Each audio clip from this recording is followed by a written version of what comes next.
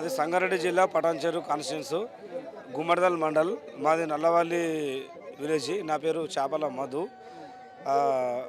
ఇంచుమించు ఇప్పుడు 48 రోజుల నుంచి మేము మా గ్రామంలో దీక్ష చేస్తున్నాము, శాంతియుతంగా చేస్తున్నాము. కానీ మా అడవి ప్రాంతంలో, మా పచ్చని అడవి ప్రాంతంలో ఒక పక్క గత ప్రభుత్వంలో ఉన్న సీఎం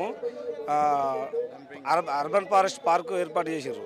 అదే ఇక్కడ ఈ పక్కన ఏం చేశారంటే కంచెలు లేకుండా ఈ అటవీ శాఖ అధికారులు కానీ ఎవరైతే ఆ పక్క అడవి పక్కన పంట పొలాలు ఉన్న రైతులు కానీ వాళ్ళందరికీ తెలియకుండా దొంగ తీర్మానాలు చేసి వాళ్ళకు అనుమతులు ఇచ్చినామని చెప్పి ఒక తెల్ల పేపర్ మీద తీసుకొని అనుమతులు పొంది టీఎస్ఐ పాస్కి అప్లై చేసుకొని తర్వాత వాళ్ళు పర్మిషన్ ఇవ్వలేరు. గవర్నమెంట్ చేంజ్ కాగానే వీళ్లకు గవర్నమెంట్ మారంగానే పర్మిషన్ ఇవ్వడం జరిగింది. బందోబస్తు ఒకరోజు ఏమైందంటే పోలీసులు ఇంచుమించు సుమారు 6,000 మంది పోలీసులు పెట్టి రాత్రి మమ్మల్ని అందరినీ ముఖ్యమైన కార్యకర్తలందరినీ ఆల్ పార్టీస్ అందరు కలిపి మేము ఇక పార్టీలనే భేదాలు లేకుండా ప్రతి ఒక్కరిని జీప్లో వేసుకుపోయి సంగారెడ్డి పోలీస్ ట్రైనింగ్ సెంటర్లో బంధించడం జరిగింది. 2 రోజులు మా నాన్నమ్మ చనిపోతే ముఖం చూడకుండా కూడా ఇట్లా పిండం పెట్టాలి, నేను అడిగి వెళ్ళాలన్నా ఎస్పీ గారు చాలా మొండి వైఖరి వర్తించి ఈ రామ్కి అనే సంస్థ ఎవడైతే ఉన్నాడో వాడు ఈ డంపింగ్ యార్డ్ పెట్టడం వలన భూగర్భ జలాలు అట్టడుగైపోతాయి. దీనివలన ఏమవుతుందంటే దాని చుట్టూ ఉన్న పంటలము మేము ఈ భరత్నార్ కానీ బోయినపల్లి కానీ హైదరాబాద్కు టన్నులకు కూరగాయలు పంపిస్తాం. మన 10 రకాల కూరగాయలు పంపిస్తాం. టన్నులు మాకు తెలంగాణ నిద్ర ఉండదు. క్యాంపర్లు ఉన్నాయి, డీసీఎంలు ఉన్నాయి, కూరగాయలు పంపిస్తుంటే ఆయన ఏంటన్నా టన్నులు చెత్త పోసి మా అడవిలో పోస్తే అది అడుగాడిపోతుంది. ఆడ ఇప్పటికి శంభులింగం ఉంది, ఇప్పటికి స్వచ్ఛమైన వాటర్ వస్తుంది. ఆ వాటర్ అనేది ఒక కాలం మీద మంచిగా అయిందనుకో, ఆ వాటర్ అనేది పారుకుంటూ పోయి నర్సాపూర్ కాన్స్టిట్యున్సీలో 7 మండలాలు ఉన్నాయి. అందులో ఆ గొలుసు కట్టు చెరువులు ఉంటాయి. నర్సాపూర్ పెద్ద చెరువు, రాయని చెరువు.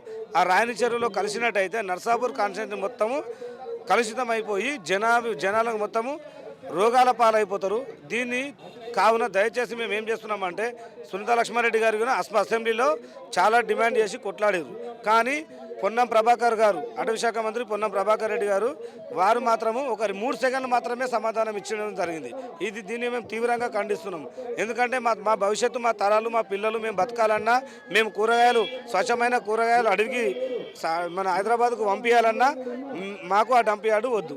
ఎందుకంటే మా పిల్లలు ఎట్లా బతకాలి, మేము ఎట్లా బతకాలి, మా పెద్ద మనుషులు అందులో శంభులింగం అని ఉన్నదని చెప్పినా కదా ఇందాక. ఇప్పటికీ వాటర్ అనేది ఎంత స్వచ్ఛమైన వాటర్ వస్తుంది. వీళ్ళు ఎవరైతే రామ్కీ సంస్థానం ఉన్నాడో అమ్ముడు పోయి ఇప్పుడు గత ప్రభుత్వం పర్మిషన్ ఇచ్చిందని వీళ్ళు చెప్పుకుంటున్నారు. మరి ఈ ప్రభుత్వం వచ్చినాక పర్మిషన్ ఎట్లా ఇచ్చారు? అప్పుడే ఇస్తుండే కదా టీఎస్ఐ పాస్ అప్లై చేసుకుంటే, వీళ్ళెందుకు తీసుకురు? ఇది తప్పు కదా అని చెప్పేసి మేము దయచేసి మా యువజన సంఘాల తరఫున, మా రైతు జేఏసీ తరఫున మేమందరం పేరున మీ సీఎం గారికి కాళ్ళు మొక్కి పాదాభివందనం చేస్తున్నాము. మీరు దయచేసి మంత్రి దామోదర్ రాజనరసింహ అలాగే ముఖ్యమంత్రికి అతి దగ్గరలో ఉన్నటువంటి కాటా శ్రీనివాస్ గౌడ్ కానీ, స్థానిక ఎమ్మెల్యే మైపాల్ రెడ్డి కానీ మొన్న పోతే మమ్మల్ని అందరినీ బెదిరించి తోలించడం జరిగింది. మళ్ళీ నీలం మధు ముదిరాజు అనే వ్యక్తికి కానీ ఎవ్వరు కూడా ఈ నాయకులు మరి ఏమైంది, మీ పరిస్థితి ఏంది, మేము తీసుకుపోదాము, చేద్దాము, లెక్క దీన్ని రద్దు చేద్దాము, జీవో రద్దు చేద్దాము అనే ఆప్షన్ మాత్రం ఒక్కరిగా రాలేరన్న.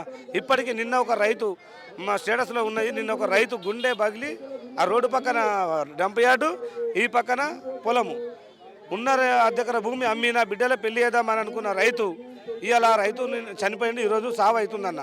అంత బాధలో ఉన్నా కానీ ఒక స్థానిక ఎమ్మెల్యే ఎందుకు రాడు, అదే నీలమ్మది ఎందుకు రాడు, గూడెం మైపాల్ రెడ్డి, కాట శ్రీనివాస్ గౌడ్ ఎందుకు రాడు?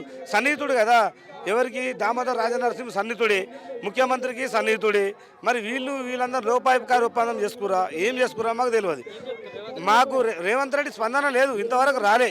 కానీ సునీతా లక్ష్మారెడ్డి వస్తే ప్రజాపాలన అంటుండు. ప్రజాపాలన ఏం లేవు. రైతులకు ఇంతమందికి రైతు బంధు రాలే. మాకు మేము టన్ను కూరగాయలు పండిస్తున్నామని ఎప్పిగిన కనీసం ఏం లేకుండా ఇప్పటి వరకు 2 ఎకరాల 3 ఎకరాల వరకు మాత్రమే రైతు బంధు వేయడం జరిగింది. మీరు ఇచ్చిన 6 గ్యారెంటీలు ఏం చేసిర్రు? మీరు ఆ పచ్చని పంట పొలాలకు వచ్చి దయచేసి వాళ్ళను మట్టి పంట పొలాల చెట్ల మట్టి పట్టుకొని ప్రమాణం చేద్దాం. నువ్వు 6 గ్యారెంటీలు అమలు చేసినట్టయితే స్థానిక ఎంఆర్ఓ కానీ కలెక్టర్ కానీ వీళ్ళందరూ కానీ వస్తే మేమే మా జాగాలు ఉన్నాయి, మేము మనిషికి ఎకరిస్తాం వాళ్ళకు. అదే డంపయార్డ్ పక్కన వాళ్ళను కాంప్లెక్స్ కట్టుకొని వాళ్ళను మంచి డూప్లెక్స్ కాంప్లెక్స్ కట్టిస్తాము, వాళ్ళని అందులో ఉండమను. ఎందుకంటే ఆ వాసనది అది ఏందనేది వాళ్ళకు తెలుస్తుంది, ఆ బాధ తెలుస్తుంది. మా రైతుల మీద ఎందుకు మా పొట్ట కొట్టడం ఎందుకన్నా?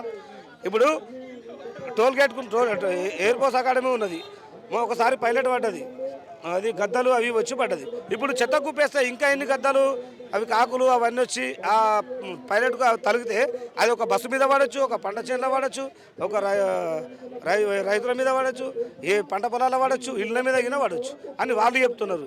మరి ఇన్ని తరపున మేము కోర్టు నుంచి తిరుగుతున్నాము, స్టే వేస్తున్నాము, స్టే పొడిగిస్తూనే ఉన్నారు, వేస్తూనే ఉన్నాము, పొడిగిస్తూనే ఉన్నారు. కానీ స్పందన మాత్రం ముఖ్యమంత్రి గారిది ఇంతవరకు లేదు. అసెంబ్లీలో ఒక ఎమ్మెల్యే అడిగినా కానీ ఇంతవరకు లేదు. గత 3 సార్లు ఎమ్మెల్యేని గెలిపించినాం మైపాల్ రెడ్డి, అయినా ఆయన ఇంతవరకు ఒక మైకు తీసుకొని స్పీకర్ గారికి చెప్పింది లేదు. అన్ని ఇల్లీగల్ దందాలు. మైపాల్ రెడ్డి ఎందుకు ఇట్లా చేస్తున్నాడు? మరి మమ్మల్ని ఎందుకు మర్చిపోతున్నాడు? మేమేం పాపం చేసినాం? ఓట్లేసి గెలిపించినందుకు మాకు ఈ శిక్షణ? దయచేసి మమ్మల్ని కాపాడాలని చెప్పేసి పేరు కోరుకుంటున్నాము. మా పటాన్చెరు కాన్స్టిట్యూన్సీ గుమ్మడాల మండలం నల్లవల్లి విలేజ్ అన్న. అయితే గత 48 రోజు అయితే ఇంత ముందు ఏమైందంటే ఫస్ట్ నుంచి చెప్తున్నాను నేను ఏమైంది, ఒక 2 నిమిషాలు చెప్పేస్తా. ఫస్ట్ ఏమైందంటే ఇట్లా మేము మామూలు డంపాడ పడుతుందని ఇలాంటి ఇన్ఫర్మేషన్ లేదు. అర్ధరాత్రి పడుకొని ఉన్నారు అందరు ఊరోళ్ళు. మేము పడుకొని ఉంటే కనీసం ఒక 100 మంది జీపులు 100 జీపులు వచ్చి వెళ్ళిపోయినాయి, అందరిని వేసుకెళ్ళిపోయారు. నెక్స్ట్ డే ఎవ్వరు రాకుండా 144 సెక్షన్ 800 మంది పోలీసులు 144 సెక్షన్ అమలు చేసుకుంటూ రైతులని అసలు తీవ్ర అసౌకర్యానికి గురి చేసి అన్నదానం తీసుకొని వెళ్ళిపోయారన్న. అర్ధరాత్రి వేసుకొని వేరు. ఎమ్మెల్యే తెలియకుండా ఏమన్నా కాన్స్టిట్యున్సీకి పోలీసులు వస్తారా? రారు కదన్నా, వస్తారు కదా. అట్లా కొన్ని వందల చేసి చాలా అన్యాయంగా అక్రమంగా అందరిని వేసుకోపోయి ఎమ్మెల్యే మైపాల్ రెడ్డి ఉన్నాడన్న. ఆయన మనిషి అసలు ఏందా మాకు అర్థం కావట్లేదు. ఎందుకంటే 30 రోజుల నుంచి కష్టపడుతుంటే మేము పోతే ఇంట్లోకి వెళ్ళి తరిమేసిండు. ఆడవాళ్ళని అవసరం లేదు, ఇంట్లోకి వెళ్తూ బహార్ జవాన్ ఇందిరామని తెలుగు వాళ్ళని అంటే పెద్ద పెద్ద నాయకులు వస్తేనే మాట్లాడతారు, రైతుల గురించి మాట్లాడాలి కదన్నా. పక్క కాన్స్టిట్యున్సీ వాళ్ళు వాదకిరి సుందరలక్ష్మారెడ్డి ఆమె అసెంబ్లీలో మాట్లాడితే మా మైపాల్ రెడ్డి మాట్లాడతలేడు. అసలు రామ్కి అనే సంస్థ ఎలాంటిదంటే ఒక బండి పక్కన రామ్కి వెహికల్ పక్కన ఉంటే 10 నిమిషాలు ముక్కు మూసుకుంటాం ఇట్లా. అదే రామ్కి చెత్త వచ్చి మా ఊర్లో పడితే పంటలు పండుతాయి అన్న. చాలా చాలా చాలా వ్యతిరేకిస్తున్నాం అన్న. అవసరమైతే చావైనా వస్తాం కానీ డంపింగ్ గార్డ్ మాత్రం ఆపుతాం. ఎలాంటిదైనా సరే మైపాల్ రెడ్డి అనేది దొంగ అలాంటి వాళ్ళు మా ఎమ్మెల్యే చాలా అంటే చాలా. మేము వస్తే ఓట్లు వస్తేనే గెలిచిండు కన్నా, మేము ఓట్లు వస్తేనే గెలిచినోడు ఇలా మమ్మల్ని పట్టించుకోకపోతే రేపు ఎమ్మెల్యే అవుతాడా? మళ్ళీ ఒకసారి మా దగ్గర రాండి వస్తాడా? ఇదన్నా ప్రశ్న నడుస్తుంది. రంపేట మాత్రం వద్దన్నా. నేను ఒక ప్రైవేట్ కంపెనీలో జాబ్ చేస్తా. రామ్కి అనేది ఎందుకు తెలుసు నాకు. ఆ చెత్త, ఆ స్మెల్, అది ఏంది అసలు మేము బతకలేని పరిస్థితి ఉంటుంది అక్కడ. కనీసం 4 మండలాలు మొత్తం 4 మండలాలు లేచిపోయే అవకాశం ఉంటుంది. ప్రజాపాలన అంటుండ్రు రేవంత్ రెడ్డి. ప్రజాపాలన ఏందో అర్థమవుతుంది. ప్రజా సేకరణ లేదు, గ్రామ పంచాయతీకి నోటీస్ లేదు,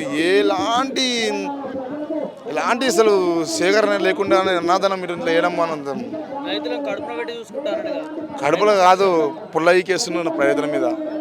గుమ్మడల మండల్ నర్సాపూర్ మండల్ పటాన్చెరు కాన్స్టిట్యున్సీ మన నర్సాపూర్ కాన్స్టిట్యున్సీలా పుల్లయ్యకేస్తున్న అడవిలా చచ్చిపోండి బతుకని మా సంబంధం లేదు అంటుండ్రు రేవంత్ రెడ్డి. ఏ రైతు లేదన్నా, కలెక్టర్ లేడు, ఎమ్మెల్యే లేడు, ఒక ఎంపీ రఘునందన్ రావు ఒకరోజు ఫోన్ మాట్లాడిండు. అసలు ఏమవుతుందో ఎవరికి అర్థమైతే లేదు. ఆడిపోతే పోయి అరెస్ట్ చేసి అంటారు, పోకపోతేనేమో రామ్కి పనులు చేసేస్తారు. ఇది రేవంత్ రెడ్డి గారికి దయచేసి చెప్తున్నాము, ప్రభుత్వానికి, రేవంత్ రెడ్డికి, ప్రతిపక్ష నాయకులకు కలెక్టర్కి దయచేసి చెప్తున్నాము, డంప్యాడ్ వద్దని చెప్తున్నాము. ప్రేమిల సమస్య ఏంటంటే మేము 48 రోజుల నుంచి నిరాహార దీక్ష చేస్తున్నామన్నా. రేవంత్ అన్న మీరు దయ ఉంచిండ్రన్నా, మా మీద కరుణ చూపిట్టురన్నా. మేము ఆడబిడ్డలమన్నా, మా పంటలు ఖరాబ్ అవుతాయి అన్నా. మాకు 10 ఎకరా భూములే ఉన్నాయన్నా. మేము ఆ పంటలు లేకుంటే మేము బతకలేమన్నా. మా భూములు ఖరాబ్ అవుతాయి, మా చెట్లు చేమ ఖరాబ్ అవుతుంది, మా అడవి ఖరాబ్ అవుతుంది. మీ సిటీ చెత్త అంతా తెచ్చి మా ఊర్లో పోస్తుంటే మరి మేము ఎట్లా ఒప్పుకోవాలన్నా? మా చెత్త తెచ్చి మరి మీ దగ్గర పోస్తే మీరు ఊరుకుంటారా? ఎందుకు మాకు ఎలాంటి సమాచారం ఇవ్వకుండా మా ఊళ్ళో ఇది పెట్టుడు ఎందుకు? మీరు డంపియాడు తెచ్చి పెట్టుడు ఎందుకు? మాకు ఎలాంటి సమాచారం లేదు. మేము ఎవరితో చెప్పుకోవాలి ఈ గోడు? మేము సంగారెడ్డికి పోయినాము, ఆ అక్కడ మా గోడు చెప్పుకున్నాం, మాకు ఎవరు స్పందించలేరు. అక్కడ మేము రెడ్డిలు ఇచ్చి వచ్చేసినాము. మరి 48 రోజుల నుంచి మేము నిరాహార దీక్ష చేస్తున్నాము టెంట్ కింద. మరి ఎవరు వచ్చి మమ్మల్ని ఆదుకున్న వాళ్ళు లేరు, మాకు ఎవరు ఏది చెప్పింది లేదు. అక్కడ వేసి మేము అలా ఇక్కడ చెప్పుకుందాం, మా గోడను వచ్చినామన్నా మీకు పదే పదే దండాలు పెడుతున్నామన్నా, మేము బతకలేమన్నా, మా పిల్లలు మేము బతకలేమన్నా, మేము రైతు కుటుంబాలన్నా, మా రైతు బాధలు ఇంత చులకనగా ఉన్నాయి అన్న మీకు. మేము పని చేసుకుంటేనే బతకటోళ్ళమన్నా, మేము అసలు తింటలేమన్నా, మేము మా పంటలు కూడా ఖరాబ్ అయిపోయినాయి అన్న. మేము పంటలు కూడా వదిలేసుకున్నాము, ఈ యాసంగి పంటలు. మేము మా బాధ మేము ఎట్లా చెప్పాలి? మేము ఈ రోజు మా పంటలు పోయినా సరే దంపియాడు ఆగిపోతే మా పిల్లలు రేపు మా పిల్లలు బతుకుతారని మేము ధర్నా చేస్తున్నాము. మీకు ఎందుకు దయ ఉంటలేదు మా మీద? మేము రైతులంటే ఇంత చులకరనా మీకు? మీ సిటీ బాగుండాలి కానీ మా రైతులం చచ్చిపోవాలన్నా మేము? మా మీద ఎందుకు దయ లేదు మీకు? మమ్మల్ని ఎందుకు ఇట్లా చులకనగా చూస్తున్నారు మీరు? ఇదేనా ప్రజాపాలన అంటే? ఇదేనా మమ్మల్ని కాపాడుకున్న అధికారం ఆయనకు లేదా? మేము రైతులు ఏమైనా సరేనా? మీ సిటీ బాగుంటే సరిపోతుందా? మీ చెత్తంతా తెచ్చి మా ఇండ్ల మీద పోస్తుంటే మేము ఎట్లుకుంటాము? మా అడవి పచ్చటి అడవి ఖరాబ్ కాదా? ఆ అడవిలో ఉన్న జీవరాశులు చచ్చిపోతాయి. మా పంటలు అక్కడనే దగ్గర 1/2 కిలోమీటర్ కూడా లేదు మాకు ఆ డంప్ యార్డ్ వేసేది. మా పంట మా చేన్లు మేము ఆ పంటలు పండించుకొని బతకటోళ్ళం మేము. మరి మా పంటలే వండకపోతే మేము ఎట్లా బతకాలి? మాకు చదువులు లేవు, మాకు ఉద్యోగాలు లేవు, మేము ఆ పంటలు పండించుకొని బతకటోళ్ళమన్నా మీకు చేతకోడి దండాలన్నా మేము ఇక్కడ దాకా మా గోడు ఇక్కడ దాకా చెప్పుకుందాం వచ్చినాం మేము. మొన్న కూడా మా సునీత మేడం గారు ఆమెకు పదే ధన్యవాదాలు చెప్పుకుంటాము. మా నల్లవల్లి గోడు అక్కడ అసెంబ్లీలో వినిపించడం జరిగింది. ఆమెకు చేతకోడి దండాలు. మా సమస్యలు ఎవ్వరు పట్టించుకుంటలేరు. ఒక ఆడబిడ్డ అవును మేము ఓట్లేసి గెలిపించినాం. ఆయన గెలిపిస్తే మాకు ఏం చేసిండు? మా దగ్గరికి రాకపోగా మేమే ఆయన దగ్గరికి పోతే మమ్మల్ని తిట్టి తోలిచ్చిండు, మమ్మల్ని మెడలు బట్టి బయటకు దొబ్బిండు. కానీ ఆయనకు ఎంతవరకు న్యాయం అది? ప్రజలము మా గోడు తీర్చేది ఇంకెవరికి చెప్పుకోవాలి మేము? ఆయన రాలేడు, మేమే పోయి చెప్పుకుందామంటే మమ్మల్ని తిట్టి పంపించిండు. ఇంకేం చేయాలి? మేము ఇంకెవరికి చెప్పుకోవాలి మా బాధలు? అందుకే ఆ రేవంత్ అన్న రెడ్డికి చెప్పుకుందామని వచ్చినాము. మా బాధలు ఆ సీఎం సార్ కన్నా చెప్పుకుందాము. ఆయననే తీస్తలేడు. ఆయన అనుకుంటే ఇది చిన్న పని, ఇది పెద్ద పని కాదు అన్న. మా గోడు చూడన్నా, కళ్ళకు గంతలు కట్టుకోకురన్నా, మీరు మా బాధలు చూడుండ్రన్నా, మమ్మల్ని కాపాడుండ్రన్నా. Revanth Reddy sir, CM sir నీకు పదే దండం పెట్టుకుంటామన్నా. మేము బతకలేమన్నా. మా ఊళ్ళో పిల్ల జల్ల మేమంతా వ్యవసాయం చేసుకునే బతకటోళ్ళమన్నా. మేము పచ్చని పంటలు మా పంటలు ఒకసారి చూడుండ్రన్నా మీరు వచ్చి. మేము బతికేదే అవిటి మీద. మా ఊరిని చూడుండ్రన్నా, మా ఊరిని కాపాడురన్నా. మా రైతు పొట్ట కొట్టొద్దని మేము వేడుకుంటున్నామన్నా. ఈ 48 రోజుల నుంచి ఒక్కరు కూడా రాలేరన్నా మాకు సాయం చేస్తానికి. ఒక కారు వస్తుంటే ఎదురు చూస్తున్నాం, అయ్యో ఎవరన్నా వచ్చి మనం చెప్తలేమని ఎదురు చూస్తున్నామన్నా. మమ్మల్ని కాపాడు సీఎం సారు, మీ కాలు మొత్తం మేము ఎప్పటికీ రుణపడి ఉంటాము. సీఎం సారు మేము రైతు కుటుంబాలను మమ్మల్ని నాశనం చేయకుండ్రి, మీ చెత్త తెచ్చి మా మీద పోయకుండ్రి. రేవంత్ సార్ మీకు ఇదే పదే దండాలు నాయనా.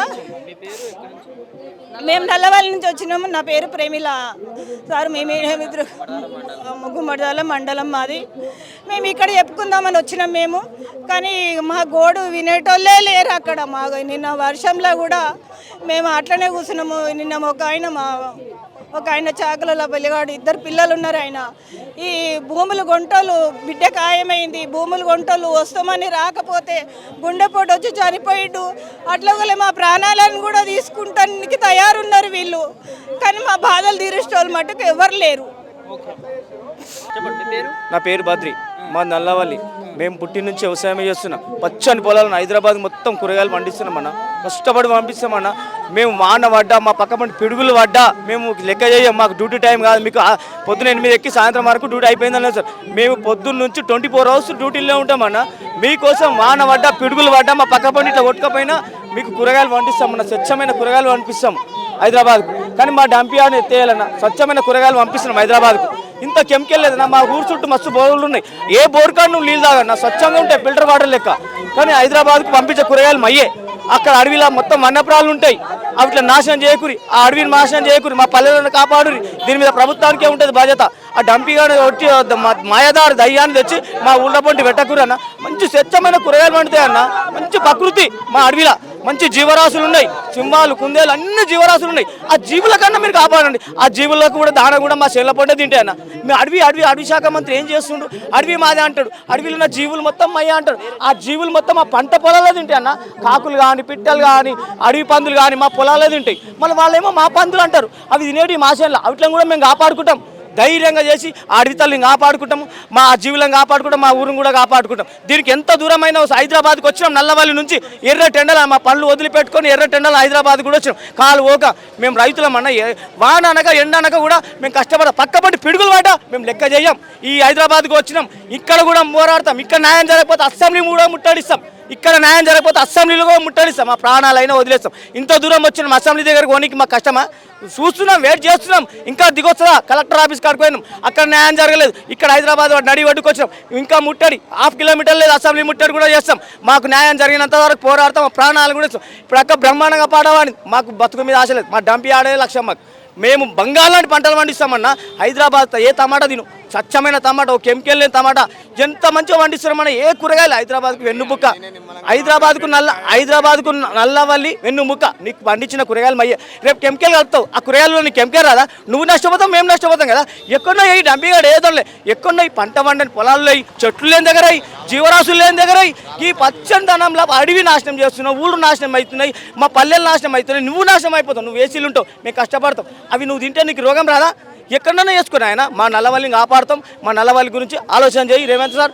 మీకు కూడా మా ఎమ్మెల్యే గూడెం మైపాల్ ఆయన వేస్ట్. ఆడమే మాట్లాడి మా పక్క ఆమె 3 కిలోమీటర్లు సునీతారెడ్డి లక్ష్మారెడ్డి గోమారం మా పక్కన 3 కిలోమీటర్లు ఆమె మాట్లాడినట్టు మాట్లాడలేదు. మొద్దుగాడు వేస్ట్, లక్షలు తింటాను గుట్టలు ఉంటాడు. ఒక ఆడమే మాట్లాడినట్టు మేడం మాట్లాడింది, సపోర్ట్ మాట్లాడితే అసెంబ్లీలో మొన్న అయిందన్న అసెంబ్లీలో మేడం సునీతారెడ్డి లక్ష్మారెడ్డి మాట్లాడి ఆమె సపోర్ట్గా నువ్వు మాట్లాడితే ఆమెకు ధైర్యం ఉంటుండే కదా. అసెంబ్లీలో ఒక ఆడమే మాట్లాడి అంతకన్నా హీనంగా ఉన్నావా నువ్వు? నాకు అర్థమైతే లేదు. నువ్వు మా ఎమ్మెల్యే, నిజోగవరం ఎమ్మెల్యే, పక్కూరు ఎమ్మెల్యే మాట్లాడినప్పుడు నువ్వు ఎందుకు మూసుకొని ఉన్నావు, ఏం తిన్నావని అర్థమవుతుంది. అందుకే అవి డంపి ఆడడానికి అయినా మేము పోరాడతాం, మా ప్రాణాలు కూడా ఇస్తాం. హైదరాబాద్కి వచ్చి మా అసెంబ్లీ దగ్గర రావడానికి రాలేమా, నడుచుకుంటూ పోతాం. కానీ ఓపిక ఉన్నాం. ఇంకా న్యాయం జరుగుతుందా, న్యాయం చేస్తామా చూస్తున్నాం. ఇంకా కొద్ది రోజులు కూడా, అన్ని రోజులైనా సరే, ప్రాణాలు పోయినా సరే మేము దీక్షలు కొనసాగుతున్నాం. నిన్న ఒకటి మా ఊరేడు అటోటాక్తో దీక్షలు ఉన్నాడు, అటోటాక్తో చచ్చిపోయాడు. బిడ్డ పెళ్లి పెట్టుకున్నాడు, ఆయన భూమి అమ్ముతలేదు, అకస్మాత్తుగా చచ్చిపోయాడు. అయినా మా ప్రాణం దీనికి ప్రభుత్వం బాధ్యత. అయినా ఎన్ని ప్రాణాలు అయినా సరే డంపింగ్ ఆడికి మాత్రం కంపల్సరీ ఆపుదామని నేను తెలియజేస్తున్నాను.